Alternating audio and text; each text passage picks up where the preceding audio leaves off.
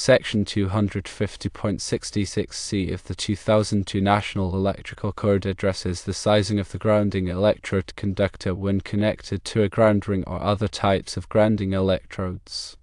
The core principle of this section is to ensure the grounding electrode conductor is adequately sized to handle potential fault currents, providing a low impedance path to ground. This is vital for safety and proper functioning of electrical systems. When connecting a grounding electrode conductor to a ground ring, Section 250.66c stipulates that the grounding electrode conductor shall not be smaller than the largest conductor connected to the ground ring. This requirement is designed to handle the maximum fault current that could flow through the ground ring system. To understand the implications, let's break down the key elements. Firstly, the grounding electrode conductor, abbreviated as GEC, is the conductor that connects the service equipment, the separately derived system, or other electrical systems to the grounding electrode. Its primary purpose is to provide a path for fault current to return to the source, allowing overcurrent protected devices, such as circuit breakers or fuses, to operate and clear the faults. Secondly, a ground ring is a continuous conductor encircling a building or structure, buried directly in the earth. It serves as a grounding electrode, providing a low impedance path to ground for the electrical system. Ground rings are commonly used in larger installations or where soil conditions are not conducive to other types of grounding electrodes, such as ground rods. Section 250.66 provides the general requirements for sizing grounding electrode conductors. The size of the grounding electrode conductor is determined based on the size of the service entrance conductors. However, Section 250.66c provides a specific exception for connections to ground rings, grounding grids, plate electrodes, and other types of grounding electrodes. This exception states that the grounding electrode conductor does not need to be larger than the largest conductor connected to the grounding electrode. This means that if the largest conductor connected to the ground ring is, for instance, a 4/0 or AWG copper conductor, the grounding electrode conductor connecting to the ground ring does not need to be larger than 4/0 AWG copper, even if the service entrance conductors would otherwise require a larger grounding electrode conductor based on Table 250.66. It's important to note that the requirement specifies the largest conductor connected to the grounding ring. This refers to any conductor that is intentionally bonded to the ground ring as part of the grounding system. This could include bonding jumpers from metallic equipment, supplementary grounding electrodes, or other grounding connections. The intent of this rule is to ensure that the grounding electrode conductor is capable of carrying the maximum fault current that could be imposed on the ground ring system. Consider a scenario where a large commercial building utilizes a ground ring as its primary grounding electrode.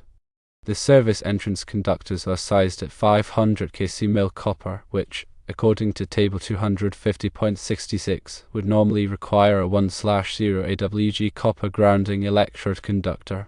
However, the ground ring itself is constructed of 2/0 AWG copper conductor, and the largest bonding jumper connected to the ground ring from the main electrical panel is also 2/0 AWG copper. In this case, Section 250.66c allows the grounding electrode conductor connecting to the ground ring to be sized at 2/0 AWG copper, because it is not required to be larger than the largest conductor connected to the ground ring.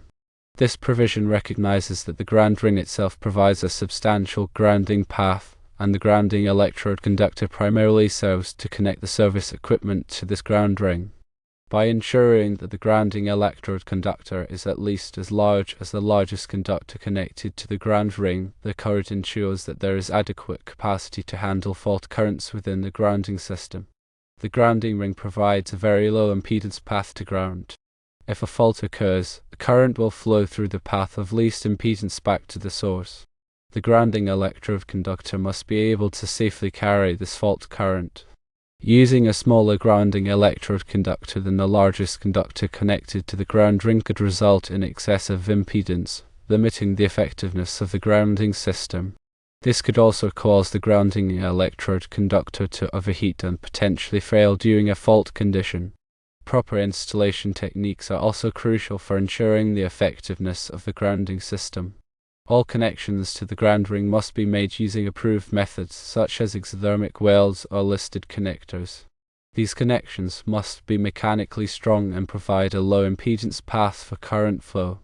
The ground ring must also be buried at the proper depth, typically at least 30 inches below grade, to ensure good contact with the earth. When installing a ground ring, it's essential to consider the soil conditions. Soil resistivity can significantly impact the effectiveness of the grounding system. In areas with high soil resistivity, it may be necessary to supplement the ground ring with additional grounding electrodes, such as ground rods or chemical electrodes, to achieve an acceptable level of grounding impedance. The code requires periodic testing of grounding systems to ensure their continued effectiveness. Ground impedance testing should be performed regularly to verify that the grounding system is providing a low impedance path to ground. If the test results indicate high impedance, it may be necessary to make repairs or upgrades to the grounding system. The specific requirements for ground testing are outlined in other sections of the NEC, as well as in industry standards such as this published by the Institute of Electrical and Electronics Engineers, or IEE. In summary, Section 250.66c of the 2002 NEC provides a specific rule for sizing the grounding electrode conductor when connected to a ground ring.